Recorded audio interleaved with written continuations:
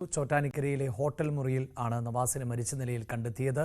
ഹൃദയാഘാതമാണ് എന്നാണ് പ്രാഥമികമായ വിവരം. മിമിക്രി രംഗത്ത് നിന്ന് പിന്നീട് സിനിമയിലേക്ക് എത്തുകയും സിനിമയിൽ നിരവധിയായ വേഷങ്ങൾ ചെയ്യുകയും ചെയ്തിരുന്നു. അതോടൊപ്പം തന്നെ ടെലിവിഷൻ ഷോകളിലൂടെയും ഏറെ പ്രശസ്തൻ ആയിരുന്നു. കലാഭവൻ എന്ന ട്രൂപ്പിൽ എത്തിയതോടുകൂടിയായിരുന്നു നവാസ് എന്ന പേര് ശ്രദ്ധിക്കപ്പെടുന്നത്. അതിനുശേഷം നിരവധി വേദികൾ, പ്രത്യേകിച്ച് വിദേശ രാജ്യങ്ങളിൽ എല്ലാം തുടർച്ചയായി ഷോകൾ ചെയ്യുവാനുള്ള അവസരം ലഭിച്ചിരുന്നു.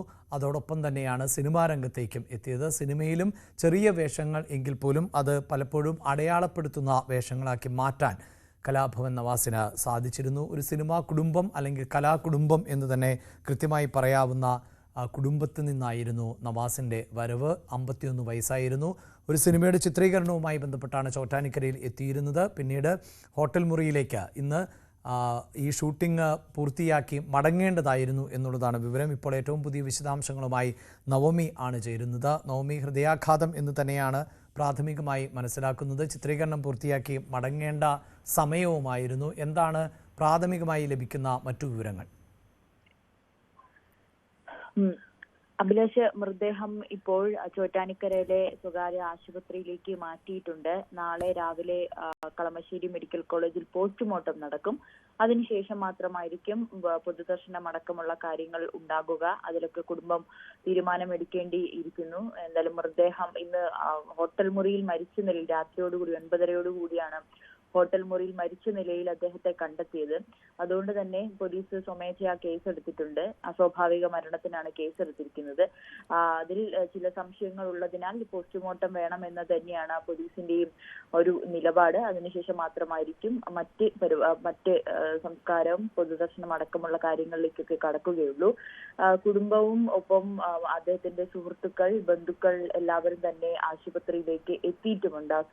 അപ്രതീക്ഷിതമായിട്ടായിരുന്നു കലാഭവൻ നവാസിന്റെ വിയോഗം. നമ്മൾ നേരത്തെ സൂചിപ്പിച്ചതുപോലെ തന്നെ അദ്ദേഹം ചെയ്തു വെച്ച സിനിമകൾ, അതിൽ പ്രധാനപ്പെട്ട നായിക കഥാപാത്രങ്ങളായിട്ടൊന്നും അല്ലെങ്കിൽ കൂടിയും ചെയ്ത കഥാപാത്രങ്ങളെല്ലാം തന്നെ മലയാളി പ്രേക്ഷകരുടെ മനസ്സിൽ തങ്ങി നിൽക്കുന്നതാണ്. അത് ഓർത്തോർത്ത് നമ്മൾ ചിരിക്കുന്ന, അല്ലെങ്കിൽ നമ്മൾ ഓരോ ദിവസവും പറഞ്ഞു പോകുന്ന നമ്മുടെ സംഭാഷണങ്ങളിലൊക്കെ കയറി വരുന്ന പല വാക്കുകളും അല്ലെങ്കിൽ പല തമാശകളും ഒക്കെ അദ്ദേഹം ചെയ്തു വെച്ച കഥാപാത്രങ്ങളിൽ നിന്നും ഉള്ളതാണ്.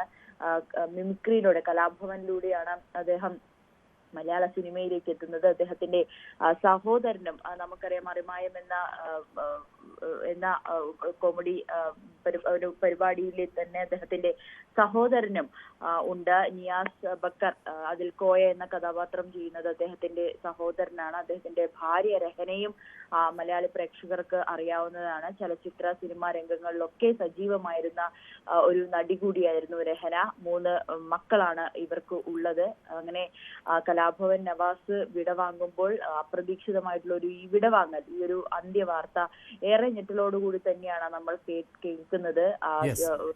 സിനിമ പ്രകമ്പനം എന്ന ചിത്രത്തിന്റെ ഷൂട്ടിംഗ് കഴിഞ്ഞതിന് ശേഷം ഇന്ന് പാക്കപ്പ് ആയിരുന്നു. ആ ഹോട്ടൽ മുറിയിലെത്തി ബാഗുകൾ എടുത്ത് ആലുവയിലേക്ക് വീട്ടിലേക്ക് പോകുന്നതിന്റെ സമയത്തിനിടയിലാണ് അദ്ദേഹത്തെ ചെക്കൗട്ടിന്റെ സമയം കഴിഞ്ഞിട്ടും കാണാത്തതിനെ തുടർന്ന് റൂം പോയി അന്വേഷിച്ചപ്പോഴാണ് ഹോട്ടൽ മുറിയിൽ തറയിൽ കമിഴ്ന്ന നിലയിൽ അദ്ദേഹത്തിന്റെ മരിച്ച നിലയിൽ കണ്ടെത്തിയത്. തീർച്ചയായും അതാണ് ഏറ്റവും വേദനാജനകമാകുന്നത്. ടോം കൂടി ചേരുന്നുണ്ട്. ടോം, ഇപ്പോൾ ലഭിക്കുന്ന വിവരങ്ങൾ അനുസരിച്ച് 2 ആഴ്ചയായി ചോറ്റാനിക്കരയിൽ ചിത്രീകരണവുമായി ബന്ധപ്പെട്ട കലാഭവൻ നവാസ് ഉണ്ടായിരുന്നു എന്നാണ് മനസ്സിലാക്കുന്നത്. ഇന്ന് അദ്ദേഹത്തിൻ്റെ ഷെഡ്യൂൾ പൂർത്തിയായിരുന്നു. അതിനുശേഷം ഇന്ന് തന്നെ വീട്ടിലേക്ക് മടങ്ങും എന്നുള്ള വിവരമായിരുന്നു ലഭിച്ചത്. പക്ഷേ റൂം ബോയ് ഈ സമയം അതിക്രമിച്ചിട്ടും ആളെ കാണാത്തതിനെ തുടർന്ന് നടത്തിയ പരിശോധനയിലാണ് മരണപ്പെട്ട വിവരം തിരിച്ചറിഞ്ഞത് എന്നുള്ളതാണ്. എന്തായാലും പോലീസ് ഇപ്പോൾ പ്രാഥമികമായ പരിശോധനകൾ നടത്തുന്നുണ്ട്. ഒപ്പം പോസ്റ്റ്മോർട്ടം നടപടികൾ നാളെയാണ് നടക്കുക. അങ്ങനെയാണല്ലോ പ്രാഥമികമായി നമുക്ക് ലഭിക്കുന്ന വിവരങ്ങൾ. ഒപ്പം ഈ സെറ്റിലൊക്കെ ഉണ്ടായിരുന്ന കൂടുതൽ ആളുകൾ അവിടേക്ക് എത്തുന്നുണ്ടോ?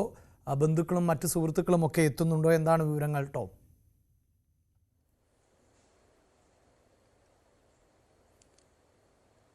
അഭിലാഷെ, സിനിമാ മേഖലയെ സംബന്ധിച്ചേറെ നടുക്കമുണ്ടാക്കിയ ഒരു വാർത്തയാണ്. കാരണം മലയാളികൾക്ക് ഏറെ സുപരിചിതനായ, നമ്മളെയൊക്കെ ഏറെ ചിരിപ്പിച്ചിട്ടുള്ള ഒരു കലാകാരൻ, ഒരു ചലച്ചിത്ര താരമാണ് ഇപ്പോൾ വിട പറഞ്ഞിരിക്കുന്നത്.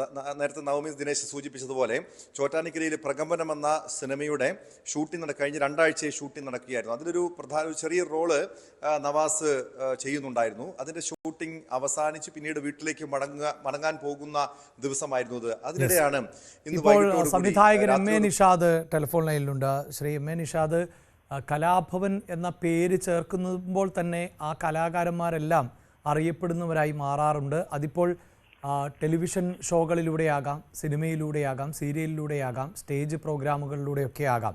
ഈ എല്ലാ മേഖലയിലും കൈവച്ച ഒരു കലാകാരനെയാണ് നഷ്ടമാകുന്നത്. എങ്ങനെയാണ് അദ്ദേഹത്തെ ഓർത്തെടുക്കാൻ പറ്റുന്നത്? എനിക്ക് പറയാൻ വാക്കില്ല. കാര്യം എൻ്റെ ഏറ്റവും അടുത്തൊരു അനുജനാണ് പോയത്. കാരണം ഞാനുമായിട്ട് അതുപോലത്തെ ആത്മബന്ധമായിരുന്നു. എൻ്റെ കഴിഞ്ഞ ഒരു അന്വേഷണത്തിന്റെ തുടക്കം എന്ന സിനിമയിൽ വളരെ നല്ലൊരു കഥാപാത്രം ചെയ്തിരുന്നു.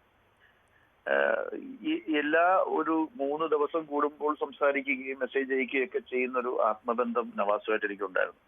നവാസും രഹനയും കൂടി ഒരുമിച്ച് അഭിനയിച്ച ഇഴ എന്ന ചിത്രത്തിന്റെ റിവ്യൂവിന് കാണാൻ എന്നെ ക്ഷണിക്കുകയും ഞാൻ പോവുകയും ഒരു ആക്ടർ എന്ന നിലയിൽ നവാസ് ഒരുപാട് മാറി, ഒരുപാട് ഇംപ്രവൈസ് ചെയ്തു. ഇപ്പൊ തന്നെ ഉജ്ജ്വലൻ എന്ന് പറഞ്ഞ സിനിമയിൽ അവന്റെ പെർഫോമൻസ് അതിമനോഹരമായിരുന്നു. അപ്പൊ ഞാൻ പറയുകയും ചെയ്തു, ഇനി നിന്റെ ദിവസങ്ങളായിരിക്കും വരാൻ പോകുന്നതെന്നൊക്കെ ഞാൻ പറയുമായിരുന്നു.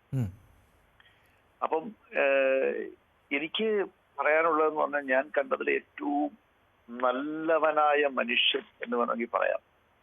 ആരെയും വെറുപ്പിക്കാതെ, ആരെയും പ്രകോപിപ്പിക്കാതെ ഇത്രയും സ്നേഹസമ്പന്നനായിട്ടുള്ള ഒരാളെ ഞാൻ മലയാള സിനിമയിൽ കണ്ടിട്ടില്ല.